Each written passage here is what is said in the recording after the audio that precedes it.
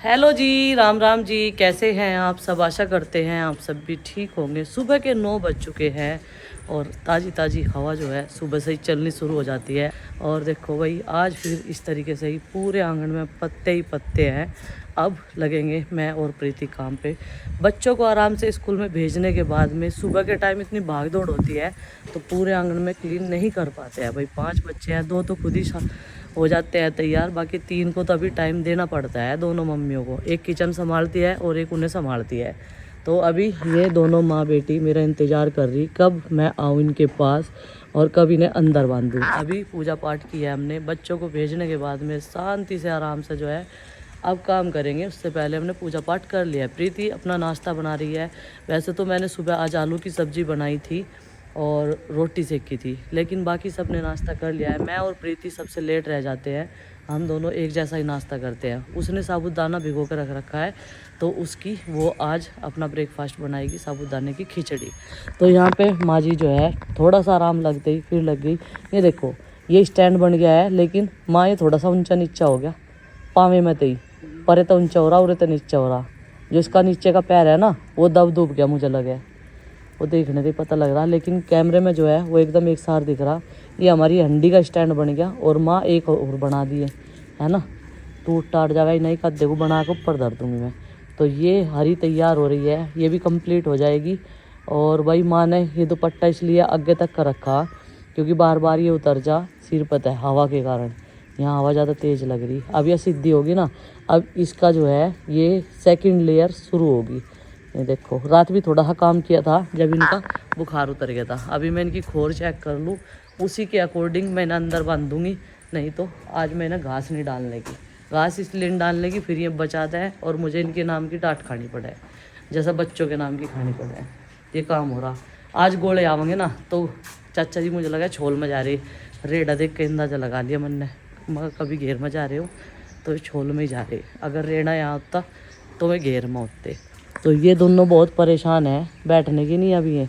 अब तो इन्हें छाँव में बांधना ही पड़ेगा। और भाई इनकी भी कोई गलती नहीं है, जब एक जगह खड़े रहे ना तो तेज सूरज लगा एकदम तय। सो गाइज, आज मैं आपके साथ एक प्रोडक्ट का रिव्यू शेयर करने वाली हूँ। बहुत से लोगों को hair care related problem face करनी पड़ती है, जो कि एक टाइम पे मुझे भी थी। आज के टाइम पे हेयर फॉल की प्रॉब्लम बहुत ज्यादा कॉमन हो चुकी है।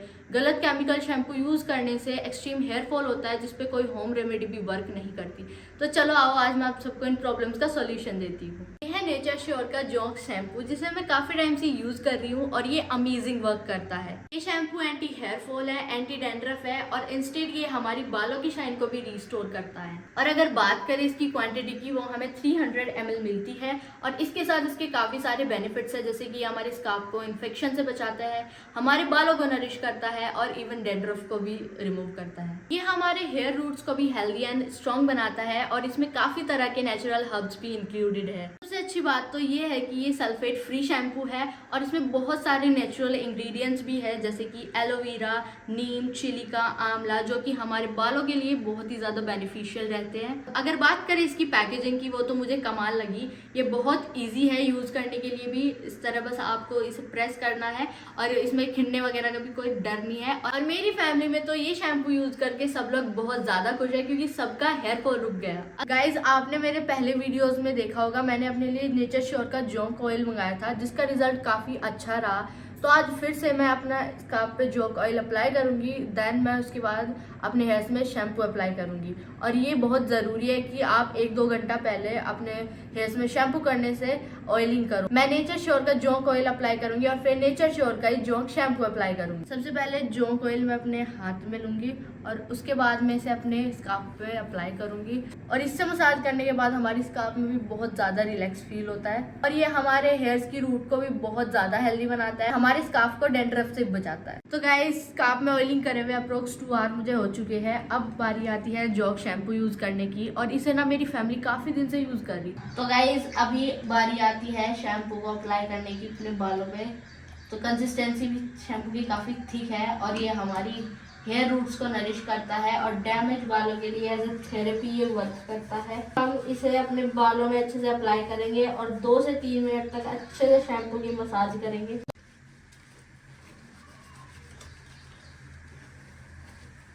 तो तो गाइज अभी शैम्पू अच्छे से अप्लाई करने के बाद अपने हेयर को पानी से अच्छे से वॉश करना है। गाइज आप लोग देख सकते हैं जोंक शैम्पू यूज करने के बाद मेरे बाल काफी सॉफ्ट हो चुके हैं और आपको भी ये शैम्पू जरूर ट्राई करना चाहिए। तो भाई यहाँ पे हमारा ये साबुदाना बन गया है और जब तक ये तैयार होगा ना और अच्छे से धनिया पत्ती डाल ली प्रीति इसमें ऊपर तक काट के सारी डाल लियो है ना। अभी मैं जब तक रख देती हूँ हंडी में ये दूध कढ़ने के लिए हंडी साफ कर दी है और हरे में भी मैंने जीना लगा दिया। चलो अभी जो है पहले ये काम कर देते हैं नहीं तो फिर दूध फटने का डर रहता है। हाँ गाय का बचा दूंगी मैं चाय पानी के लिए। अभी मैं आई थी छत पे क्योंकि ये मुझे आवाज़ लगा रहे थे इन्हें कुछ पूछना था। तो ये देखो भाई ये लगे हुए अपने काम पे जब आप जा रहे थे ना। हाँ दुकान पे। अच्छा वहाँ दुकान पे। अच्छा तो ये सारा काम मुझे करना पड़ रहा था ना। मैं बहुत थक जाऊँ थी। अब मुझे 3 दिन तक बहुत राहत है। तो फिर जाना तो फिर भी पड़ेगा फिर थकेगी तो अच्छा ये पाइप सेट कर दिया क्या आपने इसका? हाँ पाइप लगा दे बाल्टी बेड पर रखी थी कई दिनों से बढ़िया थोड़ा ही लग रहा था। फिर भी वो तो रखनी पड़ेगी कहीं ना कहीं है नहीं। नीचे रख देंगे फिर पहले बेड पे जगह गिर रही थी अब नीचे रख देंगे। नीचे रखी हुई ठीक रहेगी। हो गया काम चल रहा अभी करने लग रहा काम भी हो ही जाएगा जब करेंगे तो भाई बहुत सारी चीज़ें ये देखते हैं जिनके बारे में मुझे नहीं पता रहता और मैंने कहा सब चेक कर लियो ठीक हो रहा नहीं काम हो रहा क्योंकि वो सब ही नहीं पता। बस मैं तो व्लॉग बनाऊँ और डाल दूँ बस मुझे तो इतना हाँ है। चलो भाई अब हम भी नीचे चलते हैं। बाकी सामान नीचे हमारा बर्तन वगैरह तो मैं सुबह ले जाऊँ सारे यहाँ से इकट्ठे करके। 11:30 बज गए और अब करेंगे इधर की साफ़ सफाई। तो भाई रात जो है चिंकी को इतनी ठंड लगी उसने धुला हुआ कंबल निकाल लिया। मगर अगर तुझे कंबल ओढ़ना ही था तो तू संदूक पर से उठा लेती ना। बेड में से निकालने की क्या ज़रूरत थी। ये धुआ हुआ है जो नहीं धुले उनकी मजबूरी हो रही मेरे को। तो एक बार धोए थे मैंने हाथों में और कमर में दर्द हो गया था। इतने सारे कपड़े और इनमें तो वैसे ही गिल्ले करके इतना वजन हो जा अकेले जने में तो ये संभलते भी नहीं। ये दुताई धोई थी कल। इस दुताई के टुकड़े पे हम प्रेस कर लें डाल के ज़मीन पे। इस पर बढ़िया हुआ है क्योंकि ये सुत्ती है ना। तो चलो भाई अभी जो है कमरों में संगवाना शुरू करती हूँ और फिर लगाती हूँ झाड़ू और उसके बाद बनाएंगे खाना। तो भाई आज प्रीति ने पोछा लगाने के चक्कर में मेरी काट यहाँ पूछा दी उस वाले में। ये देखो सब्जी में यही काट रही प्रीति ने नहीं मैं अपनी मर्जी से बैठी। यहाँ थोड़ी थोड़ी सी हवा लग रही। अरे ऐसी जगह मक्खी भी कम आवे उनके मक्खियों ने हीर रखा चाहे कितनी भी साफ़ सफाई कर दो। तो आज खाने में बनेगा पनीर। तो यहाँ पे टमाटर और प्याज ले लिए।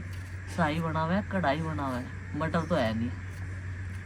कैसा ही बना लो सब सही है वही है। सही है। तो टमाटर भी घर के और प्याज भी घर के और पनीर आ ही रहा अपना। सब चीज नहीं हो जाएगा बस काम और क्या। माँ तो कहती एक दड़ी सी में आलू बोलो तो वे भी कई महीने काट देंगे। इब्जा पिछले मतलब मौसम पे हाँ आलू बोवांगे जितनी मतलब प्याज निकली एक कट्टा आलू बहुत दिन में रहेगा। इससे भी ज्यादा लिकड़ेंगे। आलू तो इससे ज्यादा लिकड़ा है प्याज तो दिखा है एक उसमें कहीं कहीं हो गए। हाँ आलू भी लगाओगे।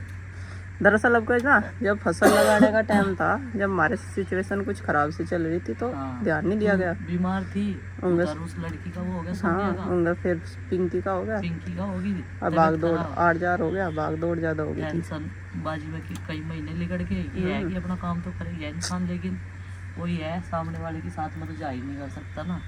सीजन जा लिया इतना सब्जी पत्ते निकल गया। वो ब्रोकली आनी शुरू हुई थी इस टाइम पे। हाँ है ना वो भी पहले ही बो दी थी। अब हो जाती है आलू आलू। हाँ वो भी पहले बो दी थी। ब्रोकली भी कहना तेरा पहले वो लगा दी थी वो। और ये प्याज भी और टमाटर भी पहले लगा दिए थे चाहे मारो हो गए। नहीं तो ये भी नहीं होते। हाँ तो भाई अभी हमने टमाटर और प्याज दोनों चीज़ें काट लिए हैं और इधर प्रीति ने लहसुन की कलियां निकाल दी है। इतना सारा ये मटीरियल हमारा पनीर बनाने के लिए एकदम तैयार है। अब इसको हम कढ़ाई में मसाले डाल के जो है पकाएंगे। उसके बाद पिसेंगे ठंडा करने के बाद में। तो चलो भाई अपनी कार्रवाई जो है वो शुरू कर देते हैं। तो भाई तेल हमने डाल दिया है कढ़ाई में और इसमें मैंने थोड़ा सा पानी ले लिया है क्योंकि मुझे मसाले जो है इसमें गीले करके तैयार करने हैं।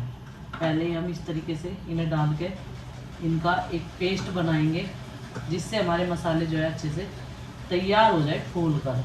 तो टेस्ट भी काफ़ी अच्छा आता है इस तरीके से। तो तेल भी गर्म हो रहा है इधर और चम्मच ले लूँ भाई मैं एक। और अभी इसमें डाल देते हैं जीरा और ये लहसुन की कलियाँ। क्योंकि ये सारी चीज़ें तो पिस जाएंगी, इसलिए मैं इसमें ये जो साबुत कलियाँ है इस तरीके से डाल रही हूँ। जैसे तो जो है फ्राई हो जाएगी। और इधर मसाला भी हमारा मैंने गिल्ला कर लिया इसमें डाल के। तो दोनों चीज़ें जो है अच्छे से भून चुकी हैं और अब डाल देते हैं इसमें ये गोल मसाले का। ये देखो कितने अच्छे से पक गया ये सारा मसाला, और इसने तेल भी छोड़ दिया किनारों से। पता नहीं मुझे ये हो रहा होंगे या नहीं, इसमें आने चाहिए वैसे तो। पकने के बाद में फिर ये बहुत नीचे से हो जाएंगे ना, फिर जब इसकी ग्रेवी बन जाएगी ना पूरे, इसकी पेस्ट बना लूँगी मैं, तो ये मैं किसी और बर्तन में बनाऊँगी सब्जी तो, क्योंकि इसमें तो आने की नहीं है। तो भाई इधर मैंने चावल बनने के लिए रख दिए और प्याज और टमाटर हमारे पक चुके हैं, उन्हें रख दिया मैंने बरामदे में पंखे के नीचे। बच्चों के आने का वक्त भी हो रहा है स्कूल में से, और प्रीति मैडम तो भाई सिलाई कर रही थी, कपड़े रिपेयर, और ये वाला पंखा चला दिया। करे तो ये थोड़ी सी आवाज़ ही कच कच झिक झिक कर रहा ना। और ये देखो ग्रेवी कितनी बढ़िया पक के तैयार होगी हमारी। और गुड्डू के पापा तो सुबह से छत पर से गए हुए अब तक आए नहीं। मैं ही चली गई दो फेरी, एक बार तो मैंगो शेक देख आई उनका रखा था ना बना हुआ, ठंडा करने के लिए रखा था, और हमने तो पी लिया था बीच में। हम तो पहले ही पी ले, जब बच्चों का बनाया ना तभी थोड़ा थोड़ा पी ले हम तो। और इसे ना बार बार मैं चला दूँ थोड़ा, जल्दी ठंडे हो जाएंगे ये। अगर आप नेचर श्योर का जोंक ऑयल यूज़ कर रहे हैं तो आपको जोंक शैम्पू भी डेफिनेटली यूज़ करना चाहिए। हेयर वॉश करने से 1 घंटा पहले आपको ऑयलिंग करनी है, देन आपको ये शैम्पू यूज़ करना है। मेरे लिए तो ये बेस्ट शैम्पू है और इसकी क्वालिटी से तो मैं बहुत ज़्यादा ऑब्सेस्ड हूँ। अगर आप भी ऐसी हेयर रिलेटेड प्रॉब्लम्स फेस कर रहे हैं तो ये शैम्पू आपको भी ज़रूर ट्राई करना।